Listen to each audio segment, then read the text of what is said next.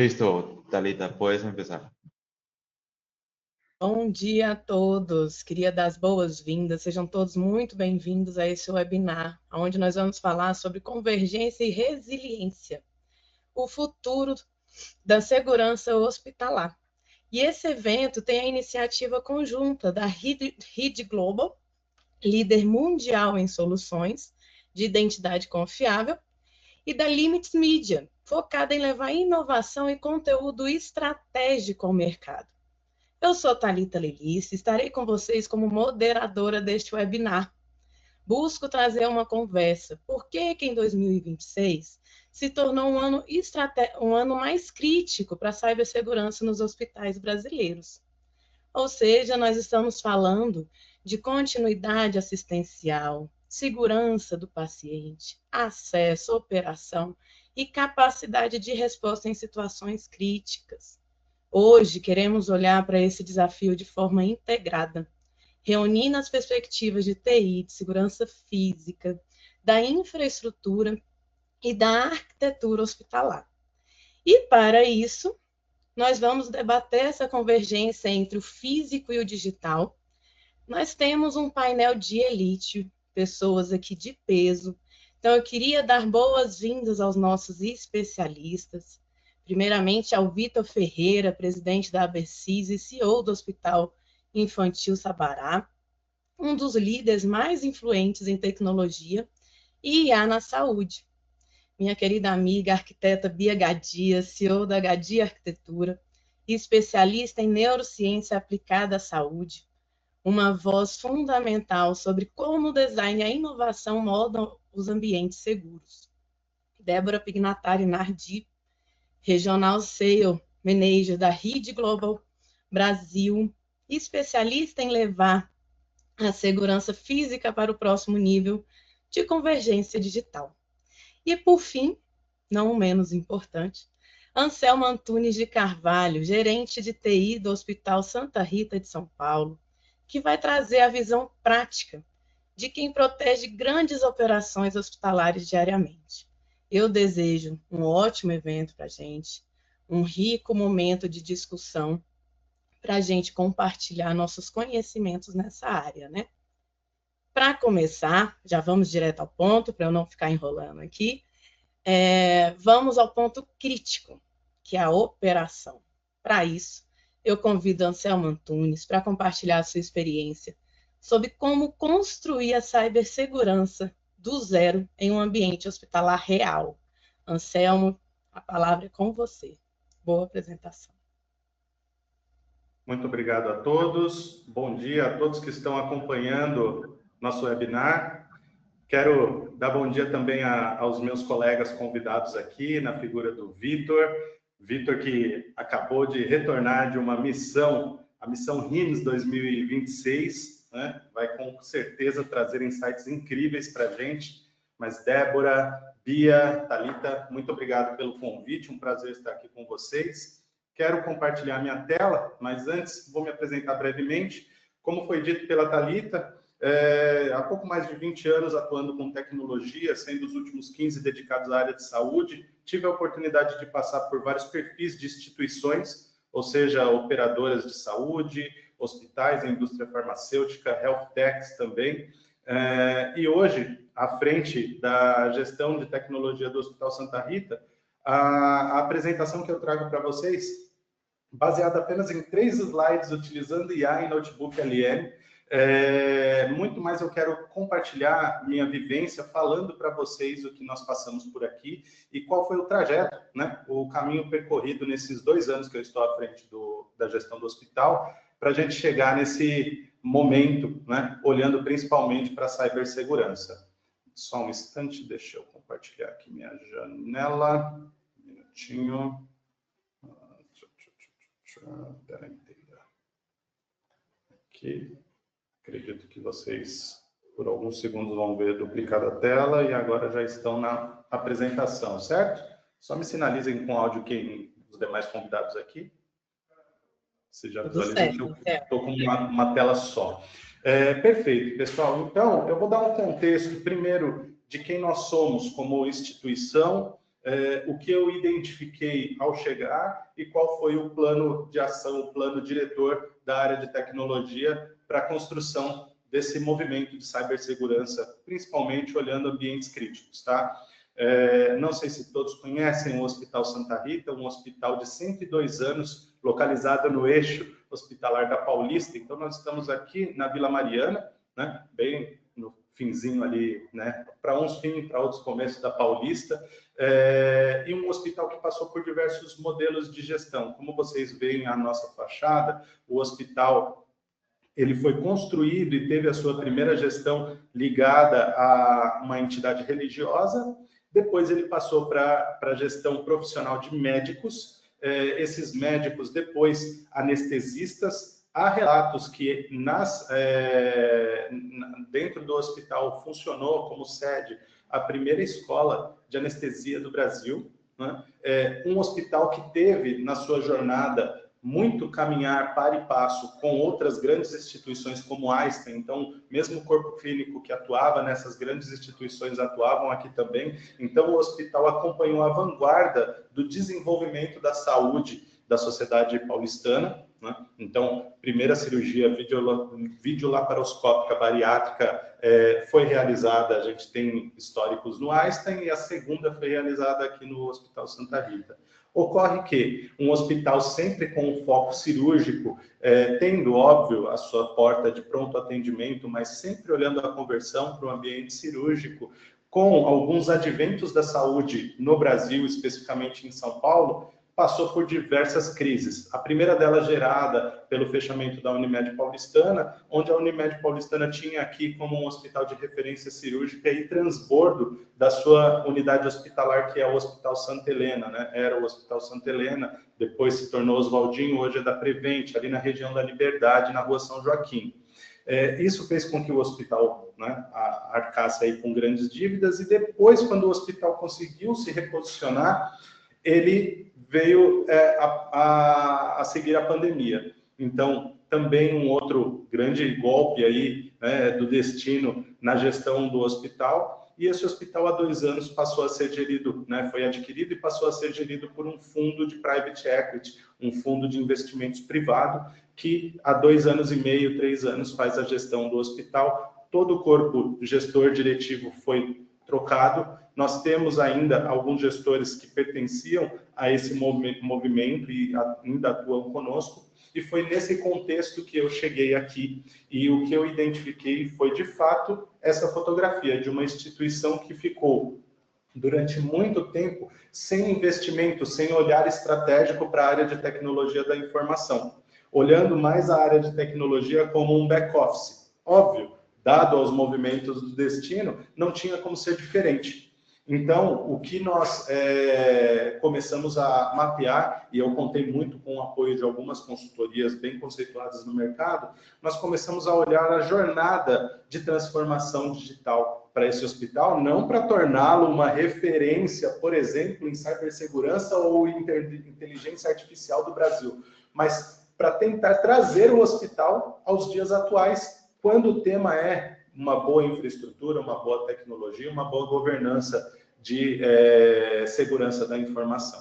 Nesse contexto, pessoal, o que eu identifiquei? Nós tínhamos problemas graves em todo o ambiente. Desde a microinformática, eu estou até um passo atrás, desde a gestão de solicitações por parte dos usuários, dos colaboradores, aquela gestão de incidente que o Artio preconiza como início da jornada de boas práticas na tecnologia, aqui ainda não tinha, né? Eu falo isso bastante, né? Eu não enfrentei um ambiente arcaico, eu enfrentei um ambiente medieval, onde o registro de chamados, por exemplo, se dava em fichas, como cadernos, né? Uma fichinha que tinha que ser carimbada pelo seu gestor, fotografada na horizontal e colocada em um grupo de WhatsApp. Então, assim, existem ferramentas, inclusive gratuitas, que poderiam substituir esse método medieval, né? E ainda não havia sido feito. Ponto positivo. Quando você encontra uma terra devastada, qualquer movimentação que você faz é sempre muito positiva. Então, nós começamos a, primeiro, mapear as necessidades básicas. Uma infraestrutura de rede, uma interligação dos nossos shafts, uma troca quase que total da nossa microinformática, né? Então, nós fizemos um mapeamento indo do mais simples ao mais complexo ambiente e começamos essas ações. E aí, o que nós identificamos? Os acessos eram muito frágeis, seja a ambientes restritos, como UTI, centro cirúrgico, seja ambientes de menor potencial de contaminação, mas ainda assim ambientes críticos, como a área de limpeza, a nossa cozinha, né? Então, nós começamos a mostrar a necessidade de um plano total de adequação de segurança da informação no hospital, culminando a um alto investimento, obviamente, né? Mas culminando a um plano que levou aí 1 ano e meio para a gente refazer. Foi basicamente, nós pegamos tudo que existia, deixamos num cantinho e começamos a refazer do zero. Toda a camada, primeiro, cabeamento estruturado, depois mapeamento das áreas de risco, instalação de controladores de acesso, e quando nós fizemos tudo isso, nós começamos a observar o comportamento, principalmente do corpo assistencial, que em qualquer hospital é a maior população, né? E o comportamento era, todo mundo, aqueles que tinham aparelhos corporativos, tinham compartilhamento de senhas, eles não tinham login único nos sistemas, e nós começamos a bater nessa tecla. De novo, um alto custo, principalmente com regularização e licenciamento, mas que foi necessário para a gente garantir que era eu que estava inserindo as informações sistêmicas num prontuário, por exemplo, de paciente que é crítico ao extremo e não o meu colega ao lado. Com isso, nós fomos do básico ao mais complexo e trouxemos o que o mercado já faz, vamos falar, há cerca de 5, 10 anos, que é você ter a arquitetura lógica do seu ambiente com as pontas todas interconectadas, firewall de borda, controlador de acesso, Defender, né? Nós aqui utilizamos todo o pacote Microsoft 365, então você ter a camada de segurança lógica contra cyberataques, contra ransomwares, contra vírus, malwares, fizemos uma tentativa, né, de um pen test, e aí nós enxergamos um outro risco. Hoje, ainda aqui na nossa instituição, o sistema de gestão ele é apartado do sistema de prontuário eletrônico do paciente e eles se interoperam em um bridge. Porém, por conta disso, nós tínhamos algumas fragilidades na gestão da informação que trafegava nesse integrador. Levamos ele para um ambiente em nuvem, um movimento, eu diria, muito sensível. Foram necessários assim vários finais de semana com movimentações bem devagar, porém paulatinas, né, para que a gente levasse tudo com bastante segurança. Quando nós fizemos isso, nós identificamos uma real necessidade de colocar em prática a aplicação de algumas ferramentas especialistas. Como nós não tínhamos naquele momento uma previsibilidade de trazer um sistema único integrado, nós começamos a avaliar no mercado quais eram as ferramentas especialistas, por exemplo, para a gestão de tempos e movimentos no centro cirúrgico, quais eram as ferramentas especialistas de monitoramento à distância de monitores de sinais vitais beira-leito, e começamos a fazer benchmark com muitas instituições. Nesse movimento, o colega Vitor, que está aqui, foi um grande incentivador, né? Porque provavelmente na apresentação dele ele vai abordar isso, mas nós temos um grupo, né, que é a ABCIS, que trocamos figurinhas com gestores, heads de tecnologia de todo o Brasil, né, das instituições de variados tamanhos, e com isso eu consegui trazer boas práticas para cá, né? Então nós criamos uma camada física de segurança, fomos para a camada lógica e começamos a identificar a aplicação de boas práticas que o mercado já vinha fazendo há muito tempo. Não foi possível, como eu falei, rodar de fato um teste de penetração lógica do ambiente, mas nós fizemos alguns testes paralelos. Alguns desses parceiros nos apoiaram e nós conseguimos comprovadamente mostrar um ambiente seguro, um ambiente que possui o mínimo necessário, muito longe até do mínimo desejável, mas o mínimo necessário para manter uma boa camada. E aí nós começamos a identificar gargalos físicos. Por exemplo, nós temos agora um gerenciamento de todo o monitoramento de sinais vitais na UTI. Mas o acesso, o controle de acesso físico a esse ambiente ainda se dá com algo muito desconectado de sistemas, né? Um monitorzinho ali, uma vídeo, e você aperta e vê quem está e libera. Como que nós vamos conseguir garantir que esse profissional ele tinha que entrar aqui? Ou, se é um visitante, ele foi identificado lá na minha porta de entrada de visita, ele recebeu a correta identificação, eu tenho o horário, hora, minuto, segundo que ele se identificou, eu sei o quanto tempo leva para ele chegar até o andar da minha UTI, ele ingressou e ele ficou o tempo necessário aqui dentro. Fomos atrás de um outro sistema especialista para isso, né? E agora nós conseguimos monitorar. Ainda é vamos falar, um piloto, né? Mas nós estamos monitorando através de pulseiras, né? Por exemplo, né? Não é essa que eu estou vestindo, mas uma pulseira que eu consigo geolocalizar na minha planta interna, passando por sensores, né? Se esse visitante ele está ok, ele poderia adentrar a essa unidade, ele está habilitado a entrar nessa unidade ou não, e quando ele sai, ele também recebe ali a sua baixa. Com isso, eu consigo garantir que o tempo necessário que ele vai ficar é o tempo que de fato ele ficou, que ele não transitou, porque, como todos vocês sabem, hospital é um grande labirinto, né, que ele não se perdeu no meio do caminho ou não foi para unidades que ele não deveria ir, e assim eu consigo, da parte lógica, garantir o que na parte, da parte física, garantir o que na parte lógica eu já vinha fazendo. Então, com isso, eu concluo a parte da minha apresentação mostrando que a jornada ela foi, né, de tempo médio para longo, que 2 anos, a gente sabe que quando a gente fala em tecnologia, muita coisa mudou nos últimos 2 anos. Mas o desafio era a gente trazer o mínimo necessário para garantir um risco quase próximo a zero, né?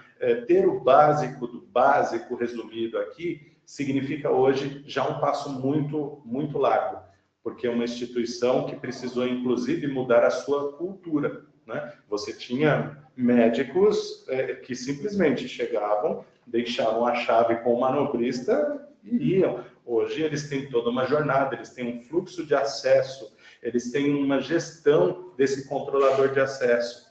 Eles conseguem entender, inclusive, a responsabilização que eles têm frente a esse processo, seja de atraso, seja de uma continuidade da sua permanência nos ambientes críticos. E para isso, eu trouxe boas práticas de mercado, mas a principal delas foi a metodologia ágil, que é você desenhar um fluxo, entender se esse fluxo está de fato fluido e ele está num processo básico de esteira e não ir para cá, ir para lá, né? Ele não se ramifica tanto, e sim ele é fluido. E terceiro, colocar em prática e errar rápido, que é um mantra que o nosso CEO aqui, o Dr. Wagner Cordeiro Marujo, ele aporta muito. Erre rápido e erre com os nossos valores. Então, nós sabemos que foi uma transformação geral da instituição, que passou tanto pela parte física quanto pela parte lógica. Nós aplicamos boas práticas, entendemos gaps sistêmicos que nós não conseguiríamos transpor naquele momento e buscamos ferramentas especialistas para isso, né? Trazendo sempre esse conceito de segurança de borda, mapeamento de controle de acessos únicos e gestão sobre esses acessos únicos. Tive como parceiros todos os gestores de todas as áreas, porque isso, né, vocês sabem melhor que eu, não se constrói sozinho, não é um projeto único exclusivamente da TI, ele é um projeto complexo, ele requer desde a área de recursos humanos até a gestão física dessas unidades, né? Então, foi uma trajetória desafiadora, mas que até aqui tem se provado bastante bem sucedida, pessoal. Com isso, eu encerro um pouco do que nós trouxemos para cá, agradeço a participação e permaneço para o nosso debate. Aqui está a minha principal rede social, que é o LinkedIn, né? E vocês também me encontram nas demais redes, como Anselmo Antunes de Carvalho. Parar de compartilhar aqui minha apresentação. Obrigado.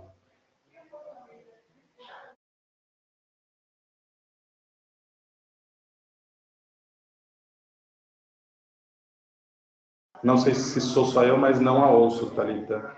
Tá sem áudio, Thalita. Ainda não.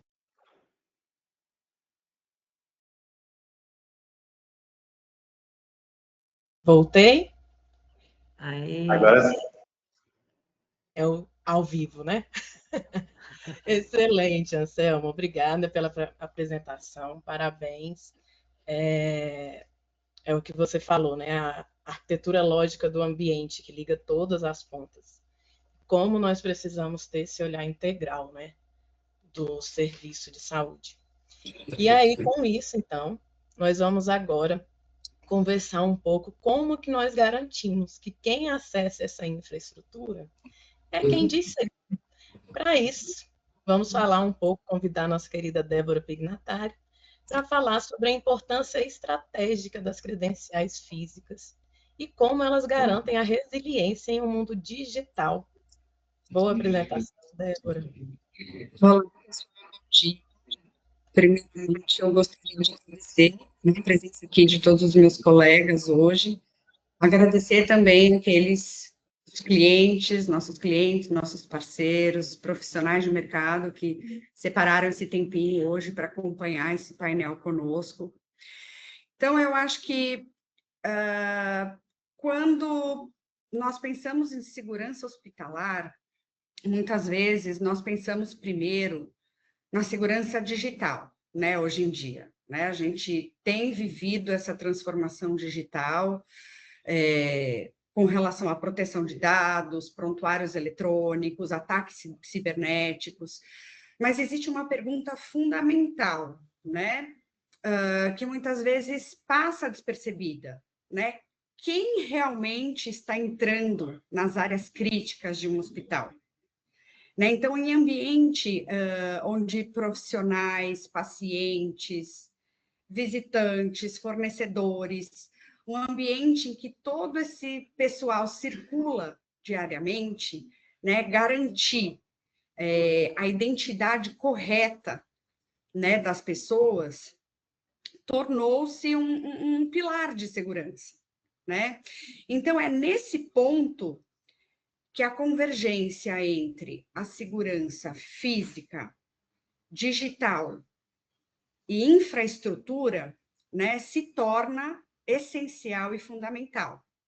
Né? Então, dentro dessa convergência, as credenciais físicas, hoje, elas deixam de ser apenas um crachá de identificação, né? E passam a ser uma peça estratégica na gestão de identidade de identidade e acesso. Né? Então, eu gostaria de abrir, né, o meu painel colocando essas questões, porque eu acho que isso tudo é muito importante com relação à segurança dentro do ambiente hospitalar. Então, eu gostaria de mostrar aqui um pouquinho para vocês, né, essa parte de nós como hoje, uma das maiores empresas, né, de fornecedoras de solução de segurança aí do Brasil e falando até nível global, né? Então, eu acho que isso, do meu lado, é importante eu mostrar para vocês, para os segmentos, né, de saúde, hospitalar, como nós, como fabricantes de solução, podemos ajudar nesse aspecto. Né? Então, apenas rapidamente contextualizando, né, para vocês essa parte aqui das credenciais físicas. Então, hoje, as credenciais físicas elas vão muito além só de um cartão de acesso. Né? Então, no ambiente aí que a gente está cada vez mais conectado, a gente tem digitalização, né, cada vez mais aí presente de sistemas, de processos, né? Então, a gente tenta cada vez mais trabalhar de forma conjunta para a gente ampliar essa superfície de ataque, tanto cibernética, quanto também na parte física, né? Mesmo porque um depende do outro, né? Então, se o acesso físico falha, todo o ecossistema digital, ele acaba ficando exposto, né? Então, aí é que a gente entra com essa convergência entre o físico e o digital. Deixa eu passar rapidamente aqui para vocês. Eu gostaria de falar um pouquinho por que que a segurança, né, hoje em dia, dos crachás, ela é essencial, ela acaba por ser essencial, né? Então, em um cenário aí corporativo, complexo, né, claro, muitas vezes, a segurança física, ela continua ainda sendo a primeira linha de defesa, né? Por quê? Fator tangível, né? Então, as credenciais físicas acabam aí elevando a proteção contra ataques cibernéticos, rastreabilidade precisa, né? A gente consegue, através da credencial física, registrar quem, quando e onde acessou, né? Então, isso aí ajuda a gente ter processos aí que são fundamentais para auditoria, leis de conformidade, LGPD, investigações, né? E temos também aí o controle granular, né? Que é quando a gente permite, por exemplo, que seja feita uma revogação instantânea, né?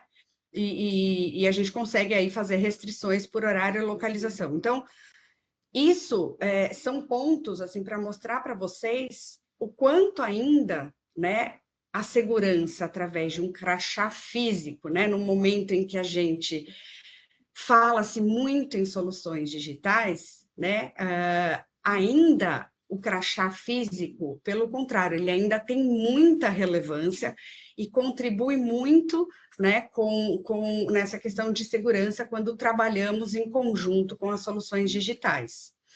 Tá, então, assim, eu gostaria de passar rapidamente o que a gente vê, nós como fabricantes, né, e fornecedores de soluções de segurança, as problemáticas, né, que a gente vê hoje, claro, principalmente aqui focando no setor de saúde, né, mas também olhando como um todo, setor público, indústria, né, mas setor de saúde, por exemplo, né, vamos dar um exemplo, quando o médico acessa um prontuário eletrônico, porém, sem estar fisicamente autorizado na unidade de saúde correspondente, né? Então, a gente percebe que isso acontece muito. Setor público, às vezes tem servidor público que adentra uma sala crítica de infraestrutura sem qualquer rastreabilidade, registro de presença, nada. Indústria, se você pegar a indústria, né? Às vezes você tem lá um técnico que vem de fora, entra numa área sensível, né, da corporação, sensível ali de produção, sem validação nenhuma formal de identidade, de habilitação, nada. Então, assim, quando você olha, né, assim, dando um exemplo de várias verticais aí, claro, principalmente focando na saúde, isso são problemas recorrentes que a gente vê ainda, por incrível que pareça, né, vê muito acontecer. Né? Então, assim, você vê que isso a gente acaba concluindo que a credencial física ainda ela acaba tendo um papel de elo, né? Elo essencial aí entre a identidade digital e a presença real no ambiente, tá? Então, focando aqui no setor de saúde, o que eu gostaria de mostrar para vocês é o seguinte: hoje, o setor de saúde, a gente sabe que é um setor, vamos pegar um hospital aí, com os meus colegas que estão aqui, é um ambiente de risco elevado, né? Por quê? A gente tem alto fluxo, né? Então, alto fluxo aí de pacientes, médicos, visitantes, né? Terceiros de modo geral, que acabam visitando ali o ambiente simultaneamente, né? Temos ali áreas restritas, né? Por exemplo, dentro de um hospital você tem a UTI, você tem uma farmácia, né? Você tem o centro cirúrgico. Então, assim, são áreas que precisam ter um controle granular e muito rigoroso de acesso, né? Eu acho que os meus colegas aqui até podem concordar comigo, né? Temos dados sensíveis, né? Ou seja, prontuários eletrônicos, informações clínicas, né? Os pacientes, que, claro, são protegidas por LGPD, normas sanitárias, né? E temos uma operação aí, claro, nesse ambiente é uma operação 24/7, né? Então, assim, é algo que a continuidade ali assistencial, ela não permite interrupções, né? E por que eu estou falando isso? Porque a segurança, ela deve acompanhar todo esse ritmo, certo? Então, o que a gente vê hoje quando a gente busca, né? Quando a gente está em contato com um cliente na área de saúde, com um hospital, né? O que a gente mais vê como falhas identificadas, né? O que a gente encontra hoje? Então, a gente encontra muito crachás compartilhados, né? Ou seja, funcionários usando credenciais de colegas para acessar áreas restritas sem qualquer registro individual. Terceiros sem revogação, né? Ou seja, prestadores de serviço que, de repente, possuem acesso ativo após o encerramento do contrato ou até mesmo da visita. O prestador de serviço continua com esse acesso ativo, né? E também a gente vê que muitas vezes não existe esse controle granular, né? Ou seja, o que seria isso? A ausência de perfis diferenciados por área, por exemplo, né? Por área, ou por turno, ou por nível de habilitação profissional, né? E quais são as consequências diretas disso?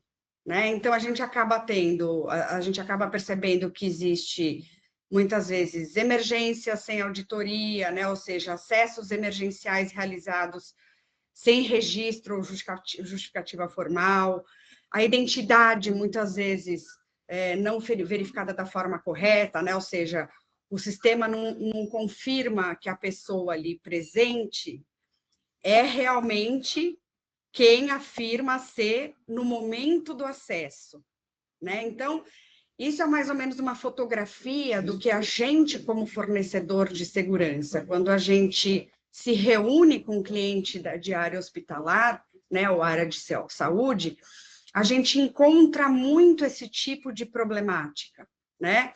E aí, quais são os impactos disso? Né? Você acaba tendo violação de dados, risco direto para o paciente, quebra de compliance, quebra de LGPD, né, normas sanitárias de Anvisa. Então, isso é mais ou menos o que nós encontramos hoje como problemáticas, né? Então, assim, a gente acredita que, deixa eu colocar aqui, a gente acredita que a continuidade, né, assistencial, ou seja, para que isso seja feito realmente de forma perfeita, isso depende de um acesso seguro, né? Ou seja, então, assim, falhas no controle de acesso não são, muitas vezes, apenas problemas de segurança, né? Então, por exemplo, o que a gente tem também dentro dessas problemáticas? O que a gente enxerga?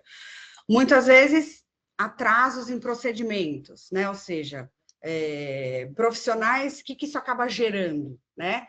Então, por exemplo, profissionais bloqueados ou sem autorização, por exemplo, para entrar, acabam atrasando, né, intervenções críticas, por exemplo. Falhas na rastreabilidade. Então, às vezes, assim, sem um registro confiável, né? Por exemplo, quem acessou o que e quando, né? Então, assim, a auditoria fica muitas vezes comprometida, né? Em riscos em emergências, né? Claro. Eu estou dizendo isso porque eu acredito que situações críticas, né, exigem um acesso imediato e seguro, certo? Então, credenciais não confiáveis elas vão acabar criando vulnerabilidades nesse sentido, né? Vulnerabilidades muitas vezes fatais, né? Então, assim, tudo isso para dizer que credenciais físicas confiáveis, né, de fato, elas acabam garantindo, dentro desse contexto, dentro desse cenário, acabam garantindo agilidade, segurança e continuidade operacional em todos esses momentos. Tá? Então, assim, o que a gente identifica, né? Muitas vezes a gente ouve a seguinte pergunta, né, que muitas vezes é a pergunta errada: quem possui login no sistema, né? Então, assim, sistemas digitais, a gente sabe que eles autenticam os usuários, mas eles não confirmam a presença física, né? Então, qual que seria a pergunta certa nesse contexto? Quem está fisicamente presente aqui e autorizado a estar aqui agora?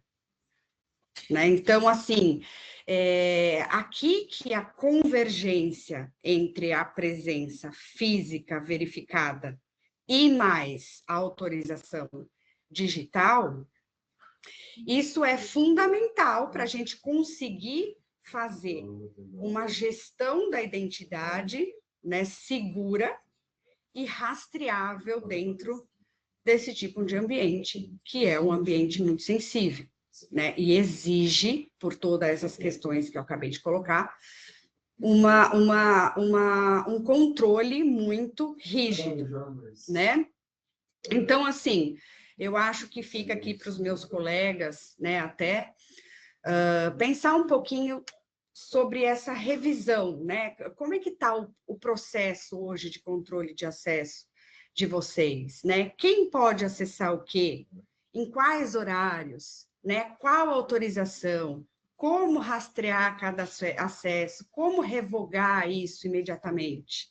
Né? Então, essas são tipos de questionamentos, né, que geralmente a gente faz quando a gente está tentando implementar uma solução robusta de segurança no ambiente hospitalar, porque a gente precisa, né, em determinado momento, parar e revisar se tudo isso está sendo feito dessa forma, né?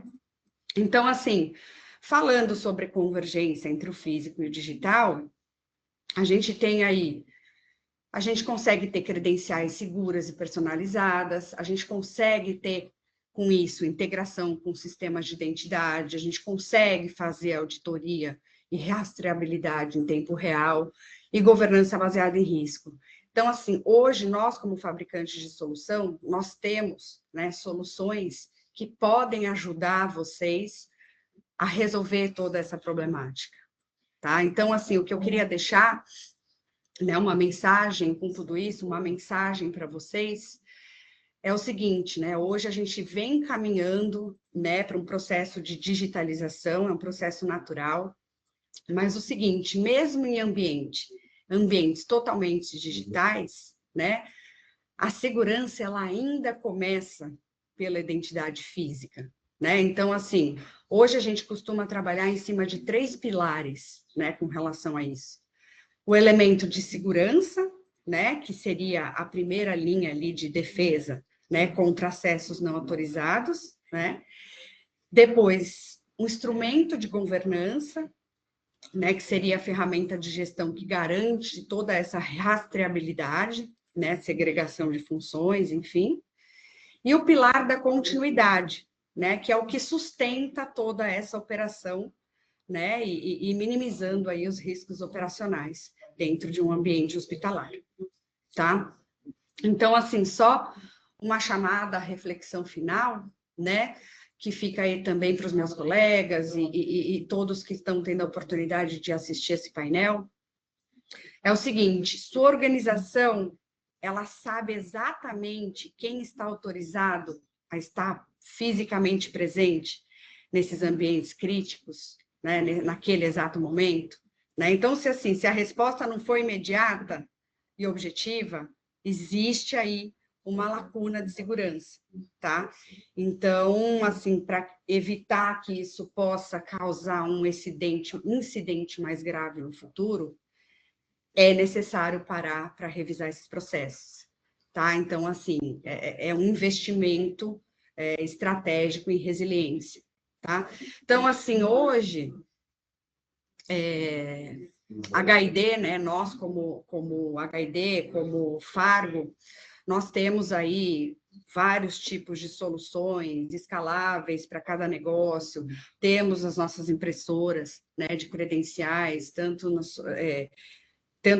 impressoras de entrada com custo mais baixo, soluções mais high-end, né, que podem atender aí, são soluções criptografadas de ponta a ponta, que vão garantir aí a gente depois pode individualmente discutir, ou no painel, ou no final, mas assim, o importante é saber que nós, como HID, temos soluções de software, soluções em nuvem, né? Tudo para poder ajudar vocês a implementar, revisar esses processos e garantir que tudo isso esteja implementado, né, de uma forma robusta para garantir aí a segurança tanto dos colaboradores quanto dos pacientes, tá? Então, bom, eu fico por aqui. Eu acho que ao final a gente pode receber algumas perguntas, discutir, né, fazer um painel de discussão, mas era essa a mensagem que eu gostaria de deixar para vocês, tá bom? Deixa eu parar aqui o meu compartilhamento. Obrigada, pessoal.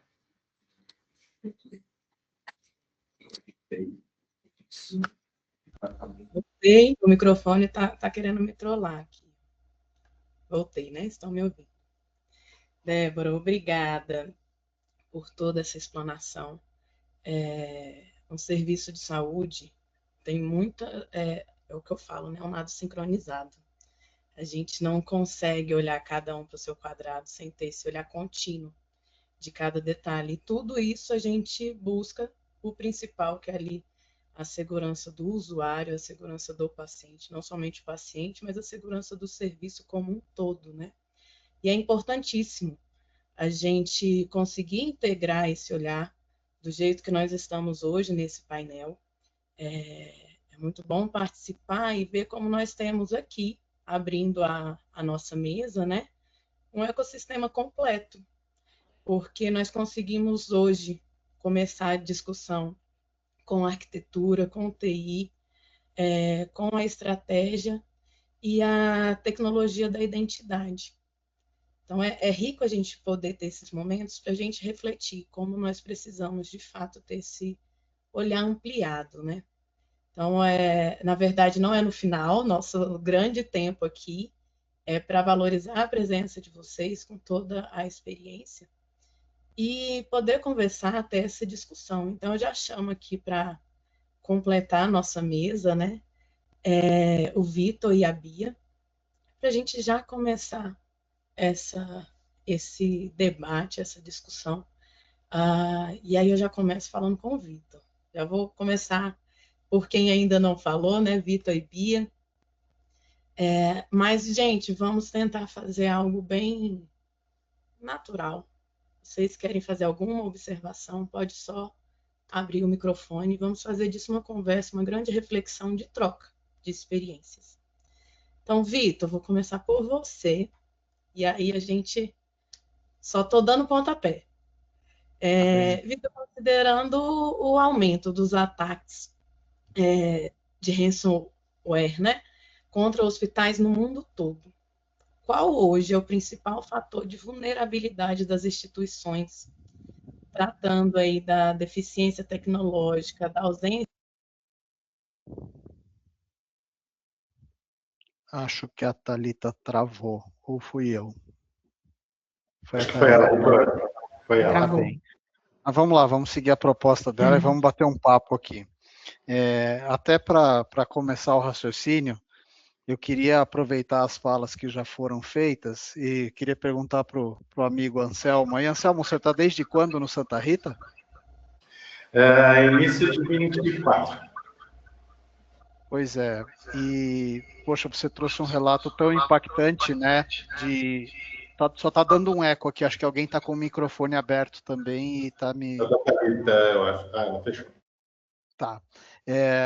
O Anselmo, veja, o quão recente esse cenário que o Anselmo desenhou aqui, de um hospital na principal capital do país, na Avenida Paulista, e num cenário recente de 2024 para cá, né? Agora você imagina se a gente expandir a visão para qual é a realidade do cenário de segurança que a gente tem para as instituições de saúde no Brasil como um todo, onde a gente tem hoje mais de 7.500 hospitais em funcionamento, onde esses hospitais têm um nível de maturidade tecnológica muito baixo, onde esses hospitais têm grandes dificuldades de investimento, né? Não sei se quem está nos assistindo tem esse conhecimento, mas uma grande fragilidade que a gente tem hoje no hospital é a capacidade de investimento, né? Tecnologia é um meio, é uma solução, é uma alavanca para a gente prestar o serviço, mas a gente tem muita dificuldade em conseguir os recursos necessários que vieram como é que eu vou dizer assim, vieram na garupa da transformação digital, né? A transformação digital é uma solução, né? O hospital precisa se modernizar para poder oferecer serviços com segurança e na expectativa dos clientes, mas a gente não pode esquecer que transformação digital, que tecnologia, que soluções que possam nos habilitar para um serviço melhor custam caro, né? E vejam, vou usar o termo que o Anselmo utilizou na descrição dele, né? Ele falou, cara, quando eu cheguei aqui eu peguei um cenário medieval, né? E a gente está falando em 2 anos atrás, na Avenida Paulista, em São Paulo, num hospital que nem de longe é um dos hospitais com as maiores dificuldades de obtenção de recurso que a gente encontra no cenário brasileiro. Eu estou falando isso para poder pintar com a tonalidade intensa que é necessária a gravidade do tema que é posto aqui nesse webinar. Por quê? Porque a gente tem uma população que é atendida diariamente em instituições e que não tem noção da vulnerabilidade existente nas instituições onde elas estão sendo atendidas. A Débora trouxe aqui vários exemplos, né, de situações básicas que devem ser atendidas para que esse atendimento ocorra com segurança. E quando eu falo do básico, veja, o que a Débora apresentou para a gente? Cara, quem está nesse ambiente aqui? Quem está na sala de cirurgia? Pode estar aqui nessa sala de cirurgia? Vocês percebam o quão básico é o nível de abordagem que a gente ainda tem que fazer para poder garantir a segurança nas instituições hospitalares. Então, eu acho que a grande discussão que a gente tem que conduzir aqui é como é que essa equação fecha? Como é que a gente ajuda as instituições hospitalares a racionalizarem, a não comprarem gato por lebre, porque hoje, quando você olha o número de ofertas que existem no mercado, existem muitas ofertas todos os dias. Quem trabalha em hospital sabe como é assediado, como recebe toda sorte de proposições, de soluções.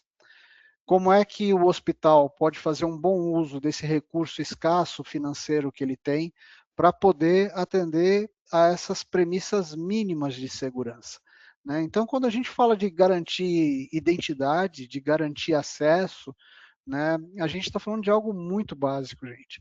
E pegando, Thalita, infelizmente na hora que você estava falando deu uma travada, mas você trouxe uma situação que é um drama que acomete todos os hospitais hoje. Quando você fala aí dos ransomwares, né, dessa tentativa de acesso indevido e de invasão, a gente está falando de uma situação crônica que todos os hospitais sofrem hoje e que, quando a gente olha para o futuro breve, a gente não tem absolutamente nenhum indicativo de que essa situação vai ficar mais tênue, vai ficar mais segura ou que vai melhorar. É o contrário, né? O que os tempos breves indicam é que a gente vai cada vez mais ser mais assediado e os dados que trafegam dentro de um hospital, que são todos dados sensíveis, né? Quando a gente olha para o dado do cidadão não tem dado mais sensível do que o dado de saúde. Quando a gente olha, como é que o hospital pode proteger esses dados se não com as dificuldades que a gente tem hoje para atender as premissas mínimas de segurança? Então, quando a Débora traz, por exemplo, aquele tripé, onde você tem ali a camada física, a camada lógica e talvez a camada mais complicada, e aí agora direcionando para responder a sua pergunta, eu diria assim, olha, talvez no tripé que a gente tem que resolver para ter um ambiente mais seguro, talvez o ponto nevrálgico, o ponto mais complicado hoje seja o comportamento, seja a cultura institucional. Vocês viram ali na fala do Anselmo que ele falou, cara, aqui a gente teve que fazer uma mudança de cultura, uma mudança de comportamento, demorou 1 ano e meio. Não é um interruptor que você liga e fala, olha, a partir de agora todo mundo toma cuidado quando for entrar no sistema, coloque o seu login correto, ou só entre nessa sala quem está autorizado. A gente tem uma cultura ruim, uma cultura tropical, de que tudo pode, tudo tem um jeitinho, e toda vez que a gente tenta fazer um regramento mais rígido em prol do paciente, em prol da segurança hospitalar, aparecem resistências e aparecem dificuldades. Então, quando a gente fala da camada física, acho que a Bia vai trazer a contribuição dela nesse aspecto, é algo que a gente consegue construir. Quando a gente fala da camada digital, é algo que a gente consegue comprar. E quando a gente fala da camada comportamental, é algo que a gente tem que convencer. Então, desse tripé, talvez o ponto mais sensível e mais difícil de evolução é realmente conseguir letrar as pessoas para o que é um comportamento seguro dentro de um hospital. E por que a gente tem que seguir as regras que são postas e que são importantes? Porque lá no final a gente tem um resultado assistencial que depende de inúmeras variáveis, inclusive e principalmente da segurança que a instituição consegue oferecer. Segurança que seu dado está seguro, segurança que quem está colocando algum registro no seu prontuário é devido, é pertinente, segurança de que os seus dados não vão ser vazados, de que a sua privacidade será respeitada, enfim, são múltiplas camadas que devem ser providas para que o hospital consiga evoluir nessa escada de segurança. E só, eu vou aproveitar para fazer o merchandising aqui, né? Eu até não ia fazer, mas o Anselmo citou, eu atuo como voluntário na ABCIS, que é a Associação Brasileira de CIOs da Saúde. E lá nós temos esses fóruns, nós temos esses grupos, onde no mínimo a gente se reúne para chorar junto, né, Anselmo? E a gente procura encontrar comportamentos, soluções, dicas, oportunidades e compartilhar de forma generosa com todo mundo. Então, quando o Anselmo fala que ele bebeu dessa fonte, esse é o tipo de situação, quando a gente fala de segurança, é o tipo de situação no qual os hospitais não devem competir, os hospitais devem colaborar, porque o mesmo paciente que passa pelo meu hospital vai passar pelo hospital do Anselmo, vai passar pelo hospital da esquina, e todos nós estamos suscetíveis a exatamente os mesmos problemas. Então, só citando uma iniciativa que a gente colocou na ABCIS recentemente, nós criamos o MISP. O que é o MISP? É uma plataforma em que os hospitais que participam, eles compartilham percepções sobre eventuais inseguranças que acontecem no dia a dia. Então, vamos supor que o meu hospital hoje seja invadido. Veja, a mesma plataforma de sistemas que o meu hospital utiliza, provavelmente o Anselmo utiliza no dele, o hospital da esquina também, são soluções parecidas, né? Por que se eu for invadido, o Anselmo tem que ser invadido também para perceber? Então, partindo da premissa de que quem for invadido primeiro avisa todo mundo, a gente consegue construir um ambiente coletivo mais seguro, né? Então, o MISP da ABCIS, que nós lançamos recentemente, é isso. É um ambiente onde todas as instituições hospitalares compartilham as suas percepções, compartilham o que estão sofrendo, e com este compartilhamento a gente consegue colaborar e consegue evitar que o pilantra que está do outro lado tentando invadir, que ele encontre um terreno ainda virgem. No mínimo a gente consegue avisar, olha, o Anselmo, aqui tal ransomware tentou, conseguiu me invadir aqui, a barreira é tal, levanta aí antes que você tenha um problema. E aí o Anselmo consegue tomar as providências lá antes de ter algum dano registrado. Então, é uma plataforma dentro desse conceito que ilustra bem como nós trabalhamos na ABSIS, pensando em compartilhar de forma generosa para que todos possam usufruir de um ambiente mais seguro e mais colaborativo. Em linhas gerais, Thalita, quando a gente fala de buscar segurança, a gente está falando de construir tendo segurança by design, a gente fala em ter recurso para poder investir nas seguranças, como a Débora trouxe aqui, e a gente fala em criar realmente um senso coletivo para que o comportamento seguro possa passar a ser o padrão nas instituições hospitalares. Hoje a gente ainda tem uma cultura ruim. Então, em linhas gerais, o que a gente pode fazer para ser mais seguro é exatamente colaborar e poder compartilhar de forma mais generosa com as outras instituições hospitalares. Excelente, Vitor. Excelente. Eu estou passando por essa parte aqui agora, gente. A chuva chegou na minha cidade. Por isso que eu estou com essa instabilidade. Mas vamos lá. Dando essa continuidade, eu vou pedir para a Bia trazer, já dar essa continuidade da fala do Vitor, né? Nessa falha sistêmica, Bia, onde nós podemos ter o sistema digital derrubado. Fala um pouquinho para a gente como que a infraestrutura ela pode sustentar a continuidade da operação. Primeiramente, é um prazer estar aqui com vocês. Vitor, parabéns pela explanação excelente. Débora também trazendo todos esses sistemas, né? Essas soluções. Anselmo também em relação à tecnologia, TI, inovação. Thalitinha, minha amiga, irmã, parceira em projetos de saúde. Esse tema, eu trabalho na área de saúde há mais de 20 anos, né? Comecei com o Hospital de Amor de Barretos, Hospital do Câncer. Trabalho hoje com as redes do Hospital Blank, né, que a gente está levando a unidade para todo o território nacional aí. Então, a gente, em cima do que o Vitor falou, o maior problema que a gente tem é a dificuldade de investimento, né, e conforme o Anselmo trouxe também, muitos ambientes a gente encontra aí esse ambiente medieval. Mas eu falo muito que o hospital é uma infraestrutura criada, crítica, né, uma estrutura crítica de saúde. E a arquitetura, com certeza, ela precisa ser entendida aí como parte ativa de segurança.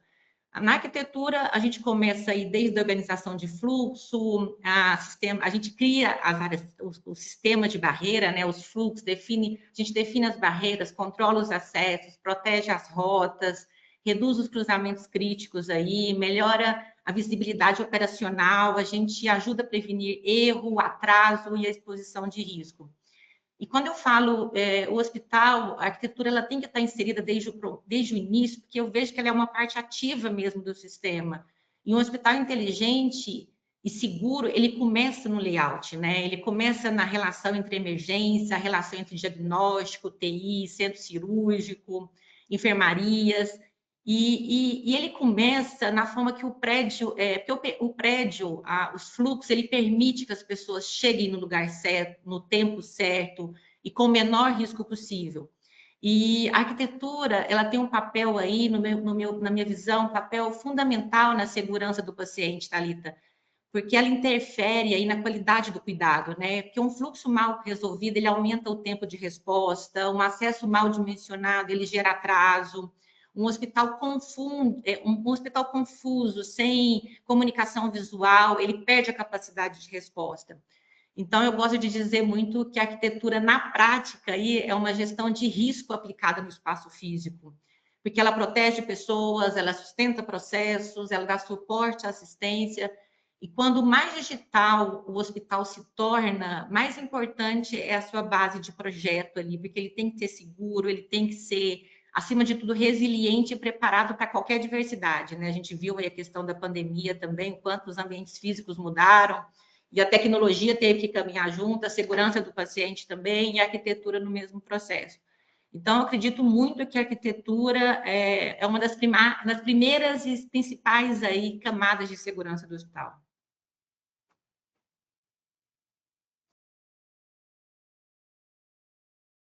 Eu acho que a gente tem que somar, né, o que nós falamos aqui do olhar ampliado, né, Bia?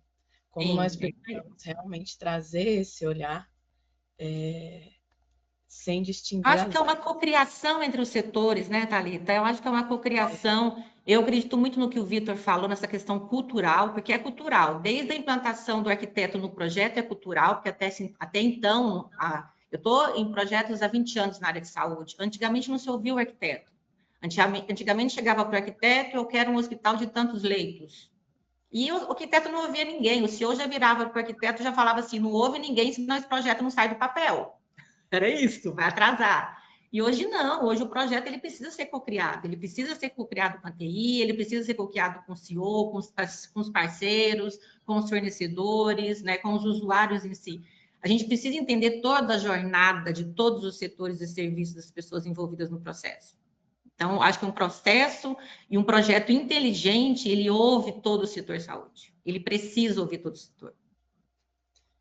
Essa fala, Bia, ela é muito importante, principalmente aproveitando, eu tinha até anotado aqui uma fala do Anselmo que eu acho que é muito significante, de que a gente não está falando de um projeto de TI, né? A TI acaba colocando o distintivo de xerife nesse tema, porque ela acaba sendo a primeira área abordada quando alguma coisa acontece. Mas as consequências e os danos, eles vão muito além do escopo da TI. Né? Então, não adianta, não tem a mágica de dizer, não, isso é coisa da TI, ou isso é coisa dessa ou daquela área. E aí é que entra a importância desse letramento, desse desenvolvimento cultural para que as coisas funcionem. Porque você pode ter a TI da NASA, que se o Zezinho que está lá no computador colocar um post-it com a senha e o usuário dele no monitor, pronto, acabou com qualquer segurança que você queira instituir. Então, nós estamos falando de algo que permeia todas as atividades, que são muitas, que acontecem no hospital, e não só são muitas, mas como são críticas. Toda atividade no hospital, lá no final da linha, vai desembocar em um paciente, vai desembocar em uma situação de tratamento de saúde, em uma vida. Então, nós temos essa responsabilidade de conseguir disseminar o tema com a importância que ele realmente tem, porque muitas vezes existe essa interpretação errada de que é uma coisa específica, é uma coisa tecnológica, é uma coisa de uma profissão X, Y ou Z, e não, é algo que acomete de forma democrática todo mundo que está ali dentro da instituição hospitalar. Todo o setor, é isso mesmo. Eu ia comentar, é uma máxima que eu uso, assim, dia sim, né? A barreira humana, né, principalmente em processos de saúde, ela tem que ser a última, né? E muitas vezes, por faltas ou falhas, ela acaba sendo a primeira. É o que o Vitor falou, não adianta a gente estabelecer aqui ser certificado RIMS 7 nível ouro no nosso prontuário class, mas se eu coloco ali 3, 4 certificados, até o físico, cartãozinho de certificação para autenticar no sistema, no prontuário, se o enfermeiro imprime esse prontuário e deixa ele em cima da mesa no posto de enfermagem, né? Então, os riscos físicos e lógicos, eles existem. E trazendo um pouco dessa visão que você comentou, Bia, eu acho que é tão cultural, né? E eu acho que a nossa conversa vai girar em torno da cultura, que isso a gente arrasta de modelos da indústria, né? Nós estamos, né, num país latino-americano, onde a cultura nos fez conhecer um modelo industrial do Fordismo, né, de Henry Ford, onde era tudo esteira. Tudo que a gente fala, a gente pensa em esteira. A esteira da jornada do paciente, a esteira da segurança, a esteira que é o Fordismo, né? Você tem uma longa esteira, muitos trabalhadores, muito estoque, muitos recursos financeiros precisando ser aportado para colocar, para manter algo em pé, né? A Torre de Babel, vamos colocar aqui do hospital. E aí, Vitor, talvez você traga de outras missões, como a que você participou recentemente, você traga, né, de missões, talvez instituições em outros continentes, né, em outro continente, ela traga mais da indústria do toyotismo, que é o just in time, o que eu preciso agora, o que eu preciso olhar, né? O que eu vou precisar para montar esse projeto. E de novo, Vitor, você está no meio disso, você está no olho desse furacão da construção de uma nova unidade, né? Eu tive essa oportunidade em 2012, quando nós migramos, 2013, quando nós migramos a unidade administrativa da operadora, né, para um novo prédio. Mas a estrutura já existia, o esqueleto minimamente já existia. Aqui, nós estamos também num processo de reformas contínuas de um esqueleto já existente, centenário, porém existente. Agora, e do zero, né? Será que a gente está aplicando isso, trazendo todos os envolvidos? Né? É difícil. É aquela coisa, colocou algo no ar, dali uma semana já pedem melhoria. Criou-se uma nova unidade, dali uma semana descobre que precisa de mais tomadas, né? O desafio ele está lançado, né? É constante, né? É um desafio constante. Constante.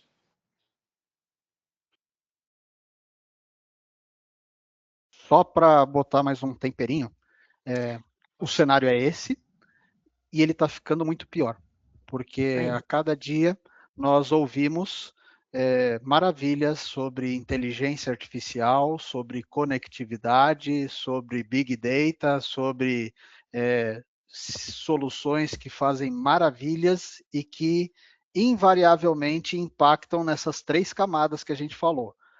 Dependem de comportamento, dependem de investimento e dependem de estabelecimento de processos para funcionarem adequadamente.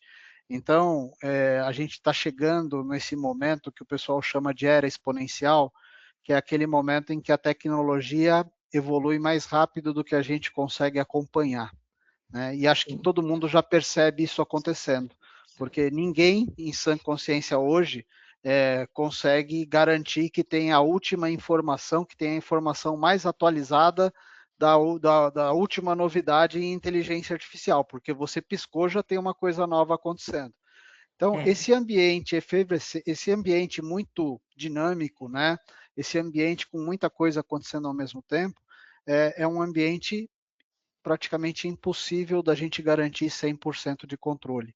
Então, uma das coisas que a gente precisa tratar como uma verdade, e a gente tem dificuldade nisso, é que o nosso ambiente é vulnerável. E ele é vulnerável porque não é um ambiente estanque. Ele está o tempo inteiro sofrendo mutações, transformações, novidades, e toda vez que você tem uma novidade dessas, você tem uma brecha acontecendo.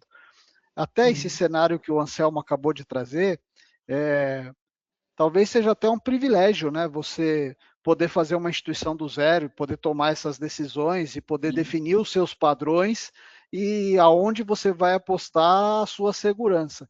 Porque normalmente o que acontece com os profissionais que ocupam a cadeira que a gente ocupa é que você não começa do zero, né? Você senta num lugar onde já tinha uma história acontecendo, né? E onde já tem uma cultura estabelecida e você não senta com muito tempo para fazer grandes planos. Você já cai no meio da fogueira, você já cai ali para resolver o que está no dia, né? Então, uma das dificuldades que a gente tem hoje, aí eu quero de novo fazer menção à fala da Débora, à apresentação da Débora, talvez o mais salutar, o mais saudável, para você não enlouquecer nesse cenário, é você valorizar de maneira muito metodológica o básico, de você realmente garantir, a Débora falou em alguns pilares ali, né? De você garantir o básico, né? Começar ali pelo básico. Isso. Desculpa, mas assim, começar ali pelo básico, né? Começar revisando pelo básico, antes de você querer adotar. Claro que existe essa necessidade de investimento para você investir em tecnologia digital, e colocar uma IoT, colocar uma inteligência artificial. Eu acho que a gente ainda precisa começar pelo básico, e o básico ele é muito importante, e ele começa pelo físico ainda. E eu ia fechar minha fala só dizendo assim, ó, que o básico bem feito ainda resolve muita coisa. Isso. E como ninguém está 100% seguro, a preocupação do gestor deve ser que a sua casa não seja aquela na rua que tem um muro mais baixo, né? Porque aquela que tem um muro mais baixo é um convite para o ladrão. Então, se você não está com o muro mais baixo, tudo bem, o ladrão pode pular, vai pular a cerca elétrica, vai tocar o alarme. Puxa, mas se a sua casa é a casa que tem muro alto, é a casa que tem cerca elétrica, é a casa que tem alarme, ainda tem um pastor alemão ali dentro, o ladrão vai entrar na casa do vizinho, né? Então é mais fácil você ir derrubando essas vulnerabilidades, começando do básico. O básico bem feito ainda resolve muita coisa. Aí eu vou trazer, então, uma pergunta para vocês que eu vejo muito aí rodando o Brasil nos serviços de saúde, quando nós falamos, justamente, nós estamos falando que vem pela cultura, né? Eu presencio muito a resistência humana, a resistência de aderir às boas práticas assistenciais, aderir a essa tecnologia. Então, quando nós começamos pelo básico e sofremos essa resistência num olhar de um serviço desse, como é que a gente consegue levar o básico quando a gente precisa implementar e tem as resistências que a gente tanto sofre? Eu trago aqui, vendo tudo que vocês estão falando, me veio muito essa questão na prática, né? Da resistência que nós temos de mudança. Como que a gente consegue? Quem vai ser o primeiro a falar? Posso? Vou trazer um pouco do cenário aqui. É uma instituição, a ANAP a considera médio porte, né? Nós temos 144 leitos. Mas é uma instituição pequena se comparada às outras que sanduícham a gente aqui na Paulista. Mas eu queria começar a falar porque nós, né, pelo perfil, nós precisamos muito ter como patrocinador de qualquer movimento o C-Level, né? A camada mais alta de gestão da instituição. Então, ter o CEO do nosso lado nessa transformação é fundamental, ele ser o patrocinador dessa transformação, né? Mas nós precisamos mostrar para os gestores que não é ciência da NASA, não é reinvenção da roda, sabe? Eu não estou trazendo nada diferente do que o mercado já aplica, né? Quando a gente fala de uma inovação, e eu anotei isso, né? Transformação digital é a solução. O Vitor colocou bem. O futuro é digital. Nós saímos do jornal e fomos para o podcast, né? E ele vem se transformando recentemente. Nós estamos saindo da tela e estamos indo para as IAs generativas, que agentes que trabalham com a audição e transformam isso em conteúdo, né? Então, nós precisamos que os gestores enxerguem isso como oportunidades. Oportunidades para quem? Primeiramente para si mesmo, né? Principalmente as camadas de lideranças, elas têm que se ver não como uma liderança pontual e local, elas têm que se ver como propulsores da transformação global. Elas têm que ver que elas têm local de fala, por exemplo, em um momento como esse. Eles têm que estar nesse movimento, porque assim o letramento, como nós usamos muito, né, essa expressão, ele vai ser muito mais simples. Ele não vai ser uma exigência top-down.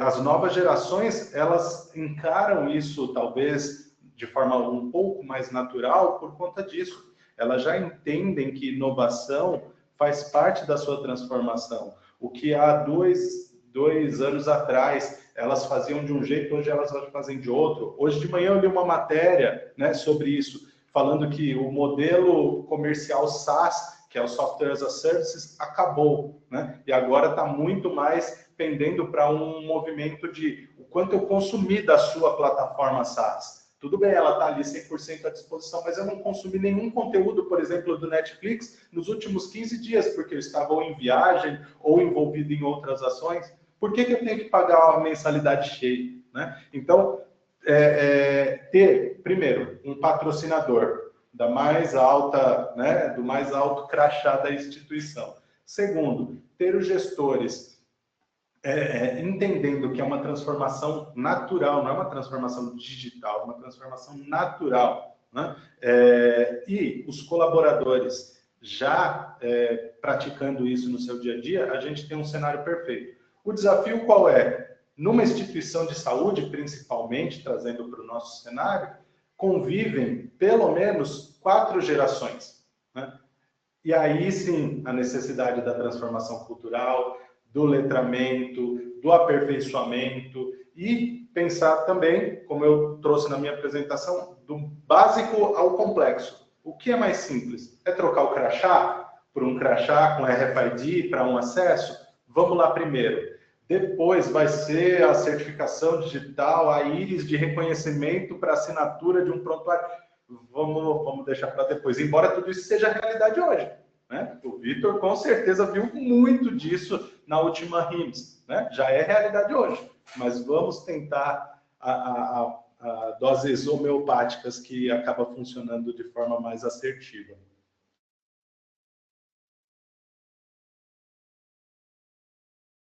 Débora, você que deve passar muito por essa parte, o que você pode trazer dessa experiência para a gente? Assim, na verdade, o que a gente vê hoje nesse contexto é muito do que vocês estão falando mesmo, né? Assim, a gente tem esse crescimento acelerado de tentar implementar muita solução inovadora, né? Por muitas vezes a gente precisa desse investimento e também precisa ter o treinamento, né, das pessoas que vão utilizar essas soluções.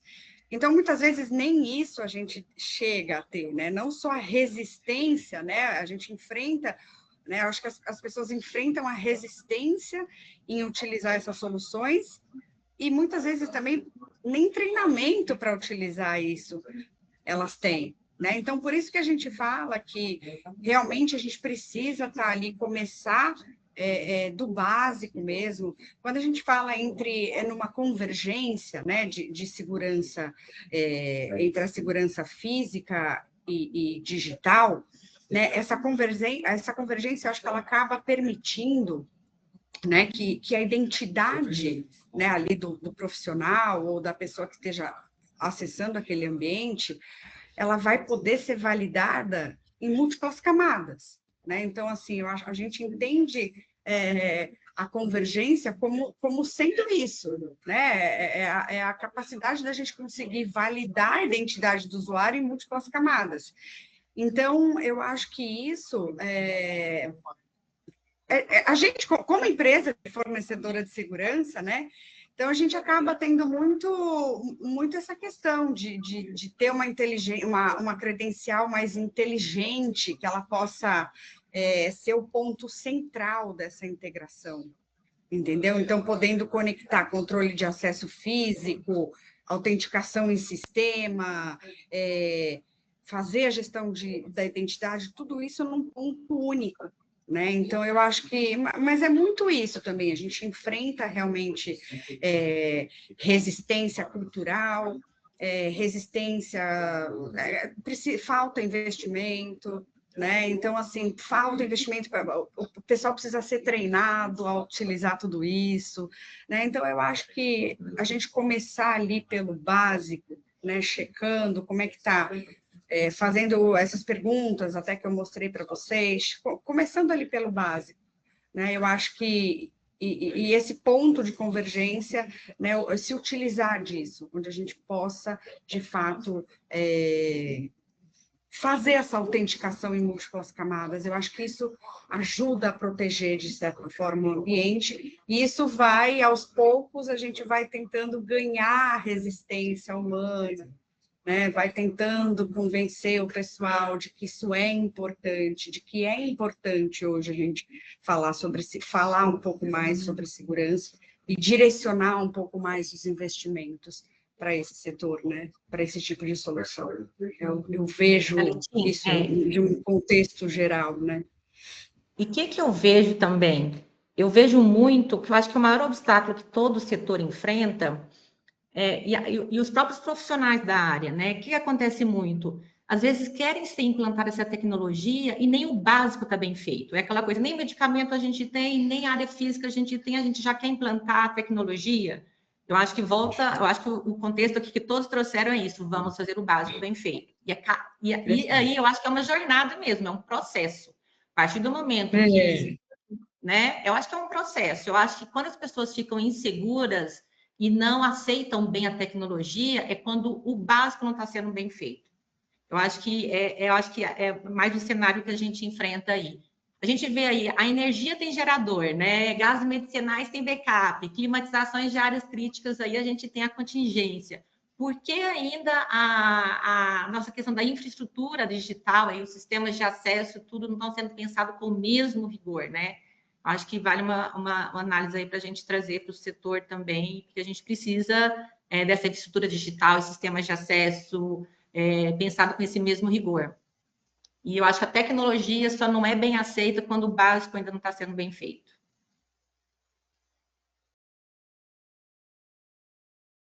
Vitor, quer complementar?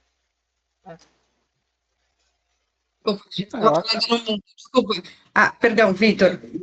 Pode falar. Eu acho que eu queria deixar só uma frase, assim, que eu acho que em ambientes hospitalares, né, a segurança não é apenas tecnologia, é questão de confiança. Isso aí. Né? Então, assim, e a confiança ela começa com algo fundamental, né? Ou seja, garantir que as pessoas acessem um ambiente, né? E garantir que aquelas pessoas que estão ali realmente sejam quem elas dizem ser, né? Então é uma questão de confiança. Eu enxergo dessa forma, né? Então, eu enxergo a segurança não assim do meu lado, que sou fornecedora de tecnologias de segurança, eu vejo a segurança como assim, além de só ser uma tecnologia, mas eu acho que isso é confiança, né? Confiança. Sim. O ponto que eu acho que a gente precisa evoluir enquanto sociedade é que hoje nós somos muito tolerantes com um nível muito básico de falhas que acontecem nos hospitais. Vou te dar um exemplo. Hoje você não aceita mais pegar fila quando você vai num banco. Aliás, você não aceita nem ir mais no banco, né? Você quer resolver tudo pelo seu aplicativo do seu celular. Mas quando você está com uma dor de barriga, você vai para um pronto-socorro de um hospital, você já vai preparando o espírito, falando assim, putz, eu vou lá porque eu estou com dor e eu preciso de ajuda, mas eu vou pegar uma fila. Vou perder o dia. E aí, vou perder o dia. E quando a gente fala da cultura e da tarefa que a gente tem de mudar a cultura, é que isso não é mais aceitável, né? E você coloca nesse exemplo que eu estou trazendo para vocês, você coloca toda a sorte de situações básicas que ainda acontecem no hospital. Algumas foram faladas aqui, se todo mundo que está no ambiente poderia estar, se existem premissas básicas de segurança, de fluxo, né? Não é à toa que quando você vai na emergência de um hospital, você já vai preparado para esperar 2, 3 horas e você acha que está tudo bem. Não está tudo bem. O que acontece aí é uma falha em cadeia de coisas, de esperas que não são toleráveis, de esperas que não podem acontecer, de esperas para as quais já existem soluções, né? E que, retomando algo que o Anselmo falou há pouco, né? A gente precisa da sensibilidade dos gestores para que os investimentos adequados sejam feitos, porque as soluções existem, a evolução é possível, mas há que se ter prioridade em algumas coisas. E quando a gente fala dessa prioridade, se você olhar, toda vez que um hospital para fazer o orçamento do próximo ano, surgem todas as necessidades. A cama está velha, o suporte de soro está enferrujado, a cadeira de rodas está sem uma roda. E aí, quando você vê todas essas prioridades, sabe em que lugar que fica a prioridade de um sistema que efetivamente traga uma dinâmica nova ou de um investimento tecnológico que mude essa realidade? Vai lá para o número 420 da fila e acaba nunca acontecendo. Então, a realidade é que a gente precisa inverter as nossas prioridades para a gente poder sair desse cenário caótico que a gente tem. A gente precisa efetivamente trabalhar cultura, a gente precisa investir em governança E a gente não precisa ter 500 soluções, mas a gente precisa ter aquela meia dúzia de soluções que estejam integradas, que sejam seguras e que possam nos dar o dado necessário no momento certo e com a qualidade desejada. Não é muita coisa, gente, mas não brota do chão, né? É necessário planejamento, é necessário investimento e é necessário consciência da criação dessa realidade. Não é uma realidade que nasce do dia para a noite, é uma realidade que demanda dinheiro e é uma realidade que demanda tempo e maturação para acontecer. Mas se a gente não começar em algum momento, não vai acontecer nunca. Né? O Anselmo trouxe aqui um relato se a gente pegar aí, ele falou que entrou em 2024, de 2 anos, né, Anselmo? E ele trouxe o que ele já fez. Se ele resolver fazer uma apresentação do que ele ainda tem para fazer, reserva mais 3 horas aí, porque tem um caminhão de coisa ainda para fazer. Então, essa é a realidade do hospital que a gente tem que enfrentar e que a gente tem que confrontar mais do que enfrentar. E de maneira muito transparente, trazendo que o desejável é que todos deem importância para isso, para que você não perceba a importância disso só para quando você tiver na sua vez de ter uma dor de barriga e de estar lá num pronto-socorro, porque aí aquela fila vai te incomodar, aí aquele resultado de exame errado você vai achar um absurdo, mas aí não adianta mais, né? Aí já foi. Então a gente precisa trabalhar para melhorar esse cenário hoje. As soluções existem, a evolução tecnológica está caindo de maduro, um monte de coisa para a gente fazer, mas é necessário que o investimento e que o planejamento sejam adequados para que isso se torne realidade. Obrigada, Vitor, pelas palavras. Na verdade, eu agradeço a todos vocês. Nós já estamos chegando aí no nosso final do evento, né? E eu acredito que isso é pouco tempo para a gente conversar sobre algo.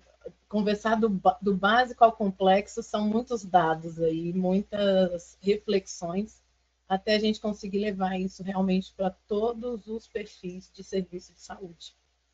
Que hoje o Brasil, com a sua amplitude, nós pensamos em vários cenários, né? Então, como que a gente consegue fazer isso, garantir e trazer essa melhoria com essa convergência, esse olhar do físico para o digital que é tão importante, né?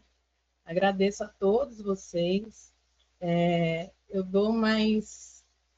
Alguém ainda quer complementar nos últimos minutinhos aqui? Tá tão bom que eu acho que podemos encerrar. Então, vou agradecer a todos os participantes, aos nossos convidados por toda essa contribuição.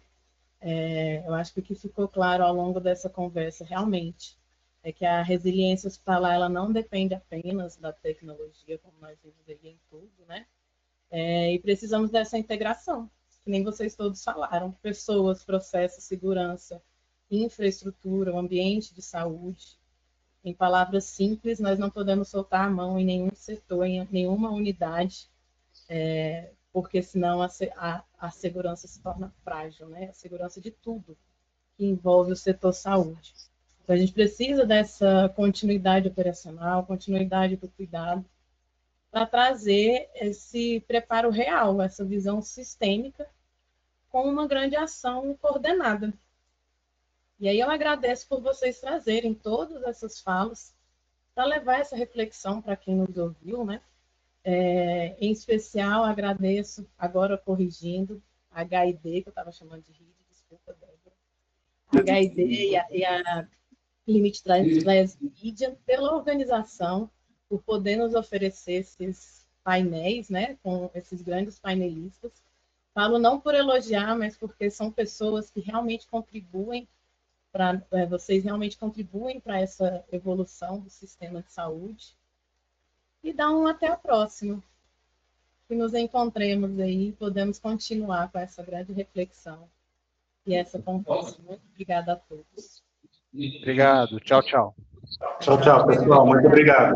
Muito bom. Tchau, tchau.